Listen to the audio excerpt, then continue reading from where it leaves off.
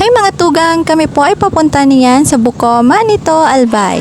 Dahil naimbitahan po kaming pumunta sa kasal ng aking pinsan. Magpapuhuli ba naman ang aming anak sa pagsama? Naku, mukhang nakakuha na ng bagong mama at papa ang anak namin diyan. Bless nga kay mami. Bless. Bless. Thank you. Yeah. At bago umalis, nagpakitang gilas muna iyan sa kanyang mga tito. Bye-bye! Appear! Appear na kay mami! Yay! Appear! Maaga nga ni ho kaming umalis ng Maslog dahil sabi po ng ikalawa kong tugang ay medyo malayo-layo daw po ang biyahe. Hindi nga po namin sigurado na kami makakapunta dahil na rin po sobrang layo ng biyahe at may kasama pa kaming bata. Nagkataon ho na kailangan kong maipasa ang request ng OTR sa dati kong paaralan sa kolehiyo kaya nagkataon po na kaparehong araw rin.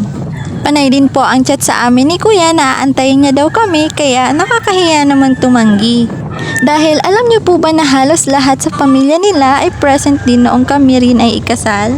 Habang nasa biyahe ho ay panay din po ang picture ko dyan dahil sa sobrang ganda ng tanawin at wala kang makikitang basurang pakalat-kalat sa gilid ng kalsada. Parang hindi sila marunong magkalat, charot lang.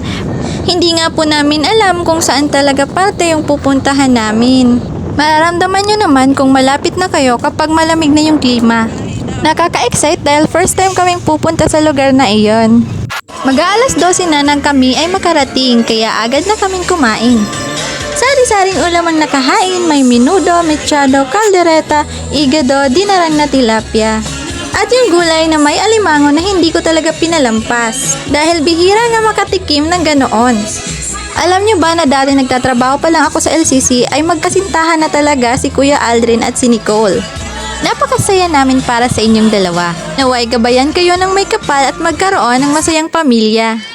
Yun ba'y bigyan kayo ng 31 anak? Charot lang. Si Papa pa lang naging kusinero sa kasalan kaya tiyak na masasarap ang ulam.